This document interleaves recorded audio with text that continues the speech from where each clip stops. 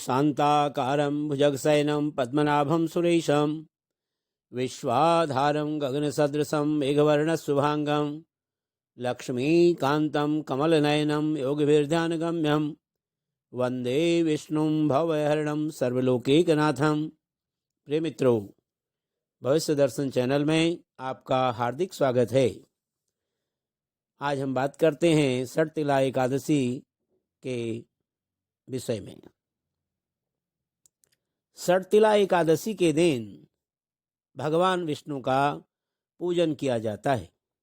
कुछ लोग वैकुंठ रूप में भी भगवान विष्णु की पूजा करते हैं।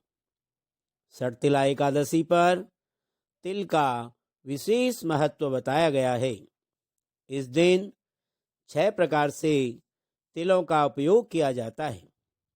इनमें तिल से स्नान, तिल का उपटन लगाना, तिल से हवन, तिल से तर्पण, तिल का भोजन और तिलों का दान किया जाता है। इसलिए इसे षटतिला एकादशी व्रत कहा जाता है। क्या है षटतिला एकादशी व्रत की पूजा विधि? इस दिन विधि पूर्वक भगवान विष्णु का पूजन इस प्रकार करें। प्रातःकाल स्नान के बाद भगवान विष्णु की पूजा करें और उन्हें गंध, पुष्प, धूप, दीप, नैवेद्य और फल आदि अर्पित करें। इस दिन व्रत रखने के बाद रात को भगवान विष्णु की आराधना करें। साथ ही रात्रि में जागरण और हवन करें। इसके बाद द्वादशी के दिन प्रातःकाल उठकर स्नान के बाद भगवान विष्णु को भोग लगाएं और ब्राह्मणों को भोजन कराने के बाद स्वयं भी भोजन ग्रहण करें। क्या है षटतिला एकादशी व्रत का महत्व? अपने नाम के अनुरूप यह व्रत तिल से जुड़ा हुआ है। तिल का महत्व तो सर्वव्यापक है और हिंदू धर्म में तिल बहुत पवित्र माने जाते हैं। विशेषकर पूजा में इनका विशेष महत्व होता है। इस दिन तिल का 6 प्रकार से उपयोग किया जाता है। पहला, तिल के जल से स्नान करें।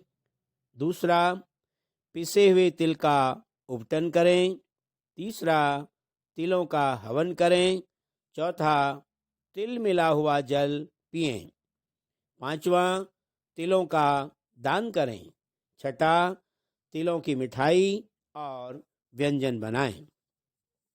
मान्यता है कि इस दिन तिलों का दान करने से पापों का नाश होता है और भगवान विष्णु की कृपा से स्वर्गलोक की प्राप्ति होती है।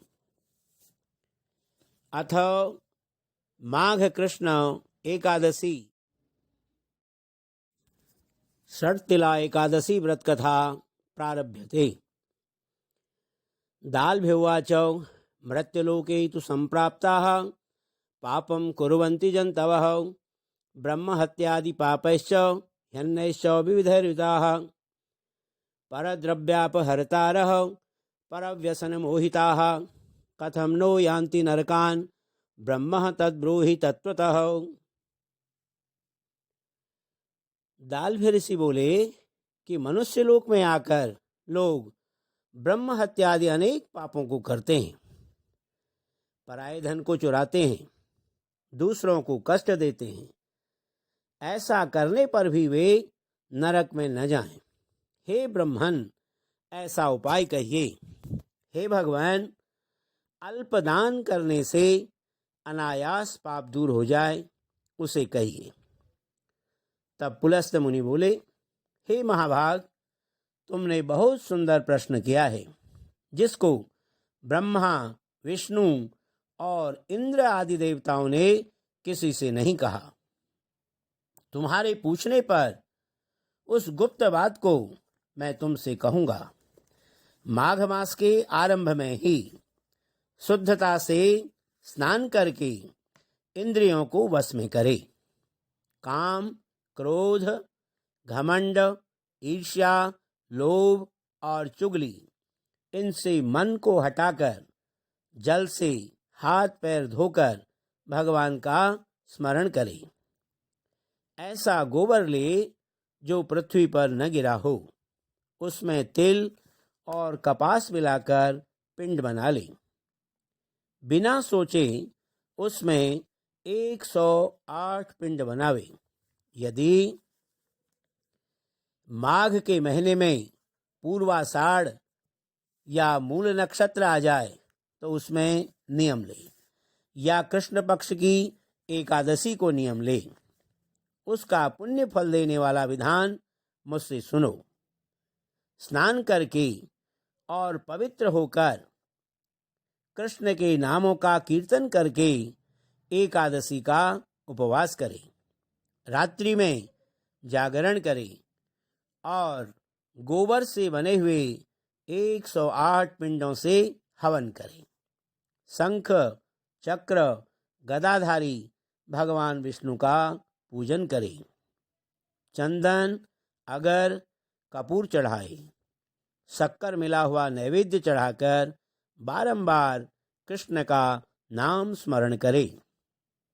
हे विप्रेंद्र, पेठा, बिजौरा और नारियल आदि से पूजा करे। यदि इनका अभाव हो तो सुपारी ही श्रेष्ठ है। फिर अर्घ्य देकर जनार्दन का पूजन करके प्रार्थना करे। हे कृष्ण, तुम दयालु हो, पापियों को मोक्ष देने वाले हो। हे परमेश्वर, संसार सागर में जो डूबे हुए हैं उन पर प्रसन्न होइए। हे पुंडरीकाक्ष, हे विश्वभावन, आपको नमस्कार है। हे सुब्रमण्य, हे महापुरुष, हे पूर्वज, आपको नमस्कार है। हे जगतपति, मेरे दिए हुए अर्घ्य को लक्ष्मी समेत स्वीकार कीजिए। फिर छत्र, उपानह और वस्त्र ब्राह्मण को देकर पूजन करे और जल से भरा हुआ कलश दे और कहे कि हे कृष्ण भगवान, मेरे ऊपर प्रसन्न हो। हे द्विजोत्तम, काली गौ और तिल पात्र अपनी शक्ति के अनुसार उत्तम ब्राह्मण को देना चाहिए। हे मुने, स्नान और भोजन में सफेद और काले तिल उत्तम हैं, इसलिए यथाशक्ति ब्राह्मण को भी देने चाहिए। खेत में तिल बोने से जितनी संख्या में तिल पैदा होते हैं उतने 1000 वर्ष तक वह मनुष्य स्वर्ग में निवास करता है।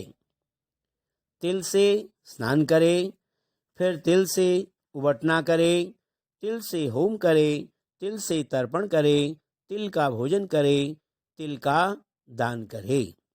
ये 6 प्रकार की विधि पापों का नाश करती है। इसी से इस एकादशी का नाम षटतिला है। नारद जी बोले कि हे कृष्ण, हे महाबाहो, हे भक्तवाजन, षटतिला एकादशी से क्या फल मिलता है? हे यादव, यदि आप मेरे ऊपर प्रसन्न हैं तो इतिहास समेत मुझसे कहिए। तो श्री कृष्ण बोले, हे ब्रह्मन, जैसा वृत्तांत मैंने देखा है तुमसे कहता हूँ। हे नारद, एक ब्राह्मणी मनुष्य लोक में ब्रह्मचर्य व्रत का पालन करती हुई देवताओं का पूजन करती थी। वह पूर्णमास व्रत में लगी हुई सदा मेरी भक्त थी। कृष्ण का उपवास करती हुई मेरी पूजा में लगी रहती थी। हे द्विजोत्तम, नित्य व्रत करने से उसका शरीर दुर्बल हो गया। गरीब ब्राह्मण और कुमारी कन्याओं को भक्ति से वह अपना घर तक दान करने लगी। वह सदा कठिन व्रत करने लगी, जिससे वह बहुत दुर्बल हो गई। हे द्विजो, उसने अन्नदान करके ब्राह्मण और देवताओं को तृप्त नहीं किया। फिर बहुत दिनों के बाद मैंने मन में विचार किया कि कठिन व्रतों के करने से इसका शरीर शुद्ध हो गया है। शरीर को सुखाकर इसने स्वर्ग जाने के योग्य अपनी देह बना ली है। उसने अन्न का दान नहीं किया जिससे कि सबकी तृप्ति होती है। हे ब्राह्मण, उसकी जांच करने को मैं मनुष्य लोक गया। भिक्षुक का रूप धारण करके भिक्षा पात्र लेकर ब्राह्मणी से भीख मांगने लगा। तब ब्राह्मणी बोली, हे ब्राह्मण, तुम कहाँ से आए हो? मुझसे सत्य कहो। फिर मैंने कहा, हे सुंदरी, भिक्षा दो। तब उसने क्रोध में भरकर मिट्टी का ढेला मेरे भिक्षा पात्र में डाल दिया। हे द्विजो, फिर मैं स्वर्ग को चला गया। महाव्रत करने वाली तपस्विनी भी व्रत के प्रभाव से देह समेत स्वर्ग पहुंच गई। मिट्टी के पिंड के दान करने से उसको एक सुंदर घर मिल गया, परंतु उस घर में अन्न और धन नहीं था। हे विप्र से, जो उसने प्रवेश किया तो वहां कुछ भी नहीं देखा।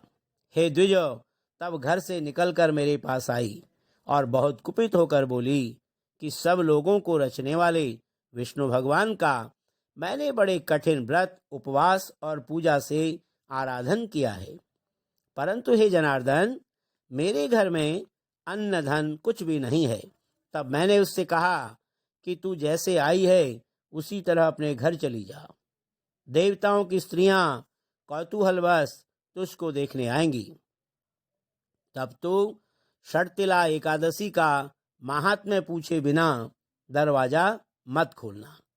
तब ऐसा सुनकर वह मानुषी चली गई। हे नारद, तब उसी समय देवताओं की स्त्रियां उसे देखने आईं और कहा कि हम तुम्हारे दर्शन के लिए आई हैं। हे सुभानने, हम तुमको देखने के लिए आई हैं, तुम दरवाजा खोलो। तब मानुषी बोली, यदि तुम विशेष रूप से देखना चाहती हो तो सत्य कहना। दरवाजा खोलने से पहले षटतिला का व्रत, पुण्य और महात्म्य कहना होगा। वहां किसी ने भी नहीं कहा। उनमें से एक ने महात्म्य सुना दिया और कहा कि हे मानुषी, दरवाजा खोल दो, तुमको देखना आवश्यक है। उसने दरवाजा खोल दिया। उन सब ने मानुषी को देख लिया। हे द्विश्रेष्ठ, वह न तो देवी है, न गंधर्वी है, न आसुरी है, न नागिन है। जैसी स्त्री पहले उन्होंने देखी थी वैसी ही वह भी थी। देवियों के उपदेश से सत्य पर चलने वाली उस मानुषी ने भुक्ति और मुक्ति को देने वाली षटतिला का व्रत किया। तब वह मानुषी क्षण भर में रूपवती, कांति युक्त हो गई और उसके यहाँ धन, धान्य, वस्त्र, सुवर्ण, चांदी ये सब हो गया। षटतिला के प्रभाव से सब धन धान्य से पूर्ण हो गया। लोभ के वश होकर बहुत तृष्णा नहीं करनी चाहिए। अपने धन के अनुसार तिल, वस्त्र आदि का दान करे, इससे जन्मांतर में आरोग्य लाभ होता है। हे द्विजश्रेष्ठ, षटतिला का उपवास करने से दरिद्रता, मंदभाग्य और अनेक प्रकार के कष्ट नहीं होते। हे राजन, इस विधि से तिल का दान करने से मनुष्य सब पापों से छूट जाता है, इसमें संदेह नहीं है। विधि पूर्वक किया हुआ दान सब पापों को नाश करता है। हे मुनि सत्तम, इससे शरीर में थकावट, अनर्थ अथवा कष्ट नहीं होता है। इति श्री भविष्योत्तर पुराणे माघ कृष्ण षटतिला एकादशी व्रत महात्म्यम संपूर्णम। शांताकारं भुजगशयनं पद्मनाभं सुरेशं विश्वाधारं गगनसदृशं मेघवर्णशुभांगं लक्ष्मीकान्तं कमलनयनं योगिविरजानगम्यं वन्दे विष्णुं भवभयहरणं सर्वलोकैकनाथं। मंगलम भगवान विष्णु, मंगलम गरुड़ध्वजः, मंगलम पुंडरीकाक्षौ, मंगलाय तनूहरि। बोलो श्री लक्ष्मी नारायण भगवान की जय। बोलो श्री कृष्णचंद्र भगवान की जय।